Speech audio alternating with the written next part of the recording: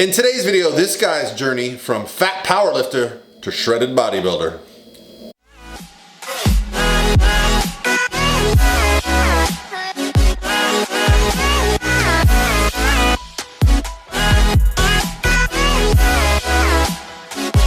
All by myself.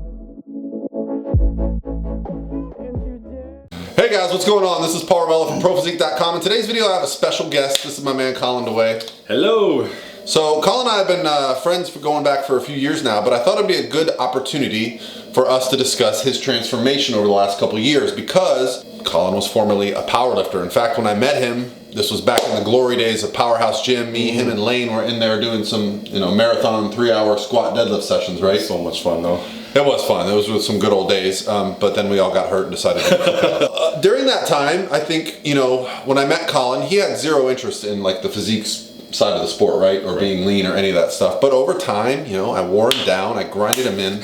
And then one day he reached out to me and said, hey, I'd be interested in doing a little cut, maybe perhaps entering a physique competition. So what I want to talk about today in this video is actually the entire process. I want to talk about everything from his diet, to his training changes, to his body composition changes, to even his psychology and his mental approach to this process has changed. He would never post shirtless selfies. Now he posts them. So if you're not following Colin on Instagram, I'm going to do that here. He also has a great YouTube channel. Oh. So Colin puts out videos. I mean, you've been doing more this year. I feel like 3, 4, 5 videos. I do 3 a week, Monday, Wednesday, Friday. Monday, Wednesday, Friday does videos.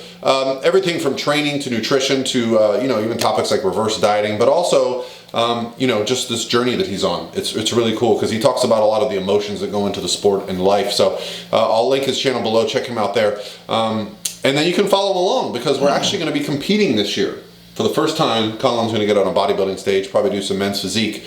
And so what I want to talk about today is the transformation of putting on muscle, changing your diet, changing your approach to the overall process, because a lot of people get caught up in these 6-month, 90-day transformation challenges, and yours has been more like years in the making. So I'm going to try to post some pictures here to share with everybody. Sure. But since you're a powerlifter, let's talk about your best lifts. What was your best squat, bench, and deadlift in a meet? In a meet, my best squat was 490. Okay. That's when I was 93 kilogram. Okay.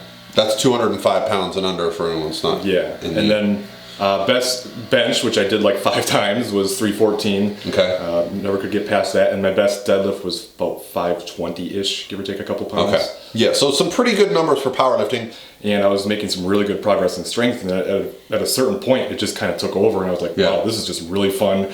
And then I just got to the point where like, I don't even care how I look. I just want to get as strong as possible, which kind of led me to get a little bit fat too. But so I'd call you a fat powerlifter. I would never actually say you were fat. You were not fat. But compared to where you are now, you carried quite a bit of extra body fat. So let's start talking about the process of making that transition. So when you reached out to me or saw me in the gym one day and said, hey, I'd like to kind of switch goals here, what kind of drove that decision? Was it the kind of the mounting injuries, or was it just an interest in pushing yourself in a different way? It was a little bit of both. Okay. I was having a lot of problems with injuries with powerlifting, and I was having a hard time keeping my back healthy, and I was getting tired of that, for one. Yeah. And then 2, like I always kind of thought I wanted to do a show at some point. Like even prior to getting into powerlifting, I always thought like one day I think I'm going to do a show one day. Like I just really felt like that was something that I wanted to do. And then I got into powerlifting and that just totally went away. And I just figured it would never happen. And then as I kind of got a little bit leaner on my own too, cut a weight class, and started being around more bodybuilders such as yourself and Steven and other friends around here, started to kind of pick my interest a little bit, and I started thinking more about it. And I just kind of felt like at some point I should do it. It scared me a little bit, but I'm somebody who believes that the more something scares you, the more you should. Probably a good idea. Yeah, the more you probably should do it. And I'm turning 40 this year, and I thought it'd be cool to do my first show when I turn 40 and kind of celebrate my 40th birthday that way a little bit. Love it. I love those kind of extrinsic goals. So let's talk specifics. Let's talk, what was your body weight at your heaviest and your calories at your heaviest? So the heaviest I ever got was right before we moved down to Florida, which was about 4 years ago. And I got up to 210 pounds. 210, and you're what, 5'11"? 5'10". 5'10", okay.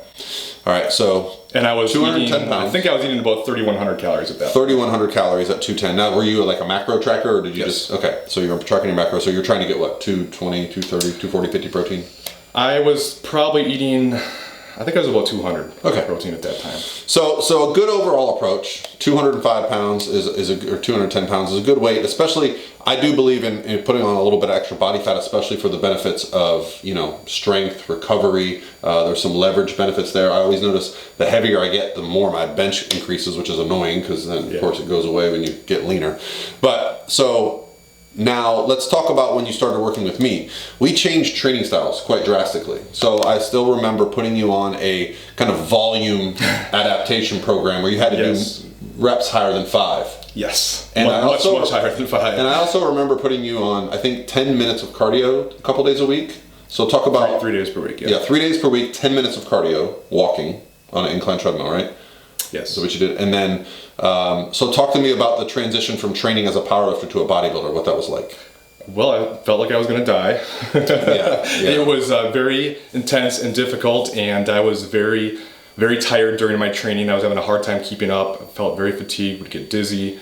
I had to kind of slow down the pace a little bit because I think I was trying to be just a little too aggressive right off the bat since I was not adapted to that training style at all.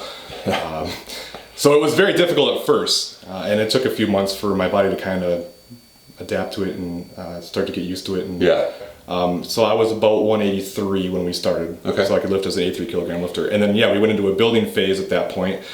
I think I was maintaining around about 2,600 calories when I started with you, and then we started to walk my calories up and got them up to about 3,100 again, actually. It was a little over 3,000.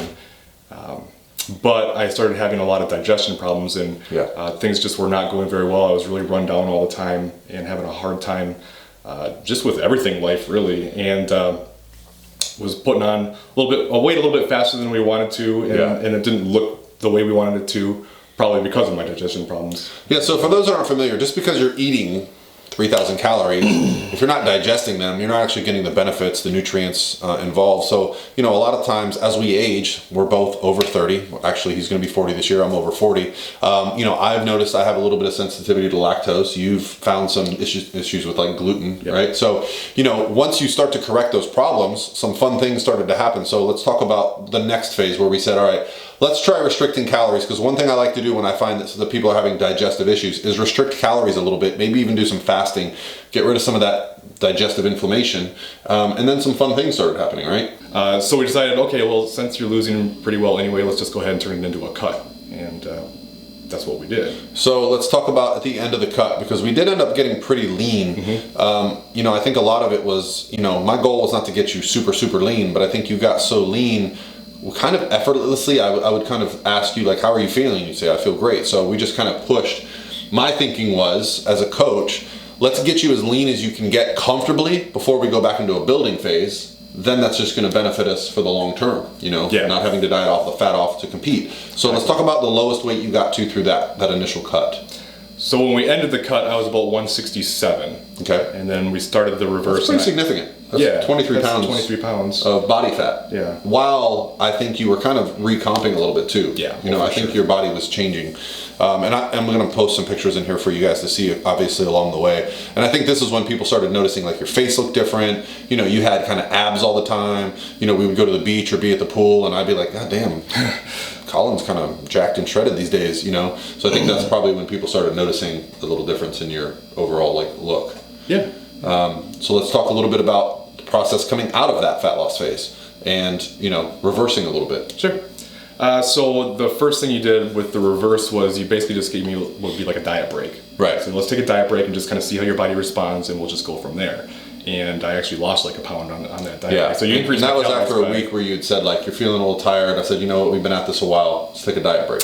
That was the initial diet break we did in the middle of my cut. Okay. Which I was around like 173 at that point and was kind of stuck. We did a diet break for 2 weeks. That got me going again.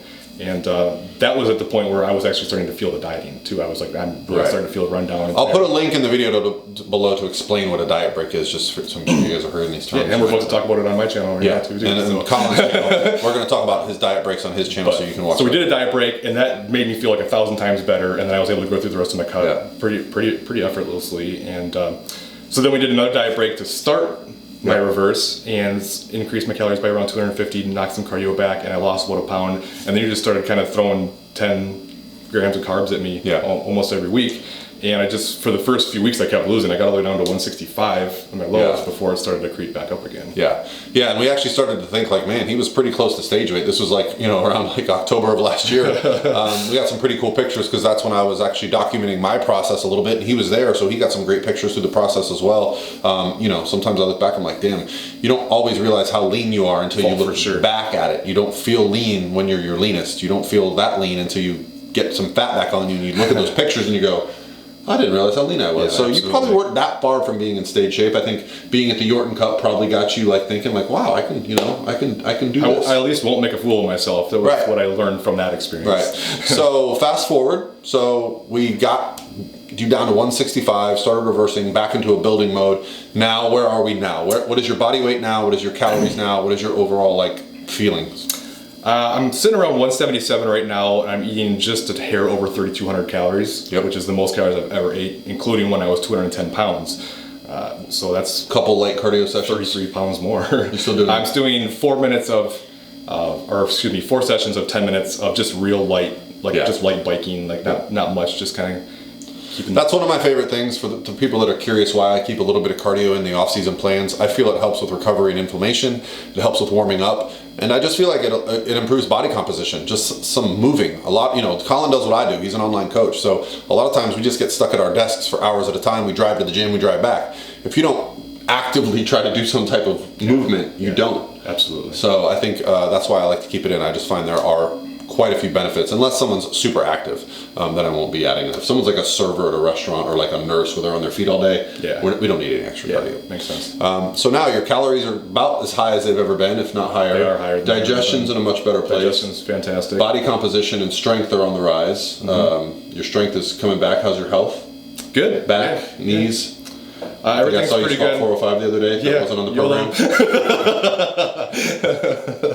But everything's pretty good for the most part. Little nicks here and there, but nothing significant. And, cool. So what I wanted to do for you guys to see was that this is a journey. This is a process. This is not a 12-week transformation or a 90-day transformation. This is, over the course of the last 2 years, we've really kind of changed the approach that Colin's taken. And now we're in a phase where we're preparing him, his metabolism, his psychology, all the things, his lean body mass for contest prep. He's going to be in prep this year. He's going to turn 40. He's going to get on a stage for the first time. So we'll document that a little bit more later in the year. Sure. We'll have some more, the leaner he gets, the more he's going to want to come over and use the garage for some photo shoots. Right. But I just want to, people have been asking me for case studies, and this is a great example of just what it looks like when someone decides to make a change. It wasn't all of a sudden. It wasn't easy. It wasn't quick. But you just kind of stuck with it, and things really started to change over time. And so, he's leaner, eating more, and that's really what we all want, right? We all want more muscle, less body fat, and to eat more food. Absolutely. This is how you do it, guys. It's not a quick fix.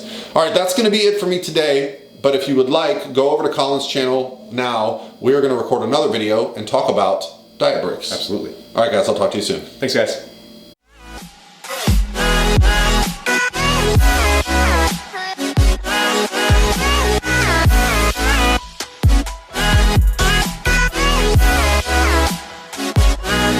By myself.